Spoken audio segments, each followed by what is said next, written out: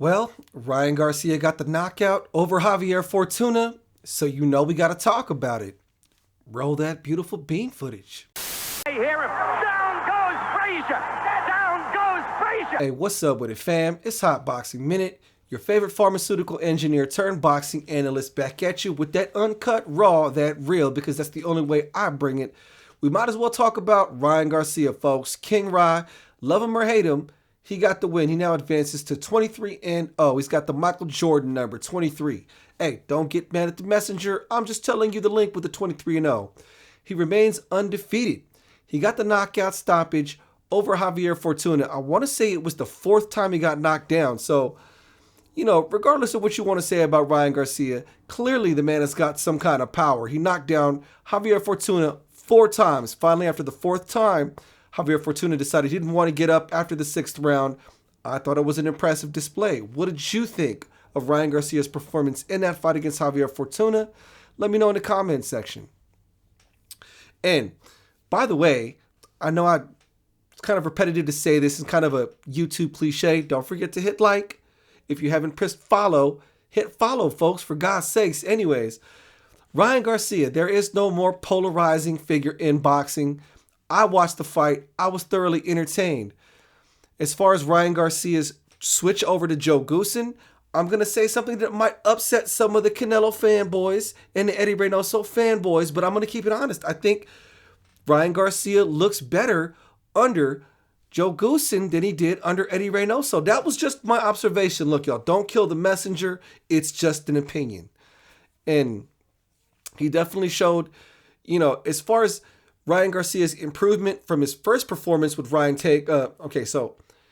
So Ryan Garcia and his performance in his most recent fight against Javier Fortuna was significantly better than his performance against Tego in his previous fight. Obviously, it's his second fight now under Joe Goossen. We saw him using his reach, using his timing. He was a lot more accurate. He was using his jab. Y'all, Ryan Garcia was using his jab, which was something we didn't really see too much of in the Tego fight. He was just trying to fly Tego's head off of his shoulders, but no. We saw the jab, folks. We saw a very effective, very accurate jab and a right cross, and he was throwing the hook, and he was landing them pretty much at will. I thought it was a really good display. Javier Fortuna, very game, former champion. They kept repeating it on the broadcast. He was a former champion in the super featherweight division. He has fought some of the tougher names in the lightweight division. Let me go look up really quick because I stated it in the last video, but it eludes me now. Javier Fortuna. Let's look at his resume for right now. I know he did fight Robert Easter Jr. I know he fought, Jojo Diaz, Robert Easter Jr. He's fought Jesus Cuellar, Adrian Granados. So he did have some decent names on his record. He now stands at 37-4-1. Very unlikely we're going to see Javier Fortuna in any more title fights going forward. Now, Javier Fortuna basically was seen as a very game opponent leading up to this fight. Now, the selection of Javier Fortuna in the beginning when Ryan Garcia first got him. So, okay, how do I frame this? Okay. So everyone seems to have a negative opinion on Javier Fortuna. When Ryan Garcia first had to pull out of that fight in 2021, everyone was saying that Ryan Garcia was ducking Javier Fortuna. As soon as he made the announcement that he was now going to fight Javier Fortuna in the build-up to this fight, everyone was saying Ryan Garcia was cherry-picking. Now that he's beaten Javier Fortuna, people are complaining that Javier Fortuna wasn't that good, even though he was ranked in the top 10 in the ring rankings, in the Transnational Boxing Rankings Board, and in the WBA sanctioning body. So what more do fans want? If the guy's ranked in the top 10, that does make him one of the better lightweights in the world, folks, in the world. What more do you say? He definitely didn't look elite in that fight against Ryan Garcia. Ryan Garcia was using his reach, was using his power, was using his speed, and was using it all very well to keep Javier Fortuna very confused and on the outside. Now, we can criticize Ryan Garcia's defense all we want, but in the 6 rounds of fighting against Javier Fortuna didn't really land anything meaningful against Ryan Garcia. So that's a testament not only to Ryan Garcia's offense, but his defense. Yes, folks, there is some defense there. Whether or not you'd like to admit it or not, he didn't really get hit with too many clean shots. And Good luck criticizing that. He obviously doesn't have Floyd Mayweather type of defense. Not many people do have Floyd Mayweather type of defense. Everyone complains about the defense, but if you don't get hit with any clean shots, can you really say that you have poor defense? At the very least, you can't say that he has poor defense. He has some workable defense. So Ryan Garcia gets the win over Javier Fortuna. What's next? In a post-fight speech, he stated that he is moving up to 140 pounds. He's not going to be at 135 anymore. He wants to fight Tank. If not Tank, Teofimo Lopez. And I'll be honest, due to promotional differences and platform differences as far as DAZN, Showtime, and ESPN, I don't see either the fight with Tank or Teofimo Lopez happening anytime soon. Hate to be the bearer of bad news, folks. Politics as usual in boxing.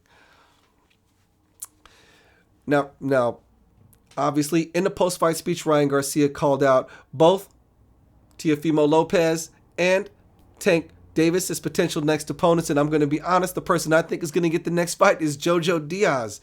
Jojo Diaz is also under the Golden Boy banner. It would be a very easy matchup to make, and definitely a lot less hurdles involved than trying to get Showtime or ESPN or PBC or Top Rank to co-sign doing some kind of monetary financial split with Golden Boy Promotions. So I just see Jojo Diaz as probably being the next opponent for Ryan Garcia, and Jojo Diaz is a very game, very credible, and very good opponent. Now, critics can say what they want. I guess you could criticize that Ryan Garcia still isn't, as far as his performance, I guess you could say that Ryan Garcia is still rather flat-footed. I wouldn't say he's totally moving in mud, but Javier Fortuna didn't really give him much to work with as far as moving laterally or fighting on the back foot. He is in the Joe Goossen school of hard knocks, and Joe Goossen teaches his fighters to use their offensive gifts to press forward and apply pressure. Whether it be Gabriel Ruelas, whether it be Michael Nunn, whether it be, Chico Corrales, under the tutelage of Joe Goossen, he's going to make sure to focus and concentrate on Ryan Garcia's offensive gifts as opposed to trying to make him a Sugar Ray Leonard type of mover in the ring. That's just not what Ryan Garcia is going to be. And that doesn't mean that he can't be a great fighter regardless. Ryan Garcia's chin being in the air, I didn't think it was terribly high in the air, but I guess it isn't super tucked like it should be. But until somebody forces him to deal with that, what's going to force him to change that methodology? He's sparring with guys regularly. He's under Joe Goossen, who's definitely a coach that stresses a lot of sparring. If his chin is not getting clipped, it's not getting clipped. Maybe Ryan Garcia gets knocked out viciously against a future opponent, say a Teofimo Lopez or a Tank Davis. But until the day that chin gets clipped nasty, I don't see Ryan Garcia making it a point to tuck his chin in if it's gotten him this far, gotten to multiple national titles, gotten him to the top of the rankings in the lightweight division. There's just no motivation for him to adjust, even though people tend to think it's like a very out there and pronounced chin sticking forward.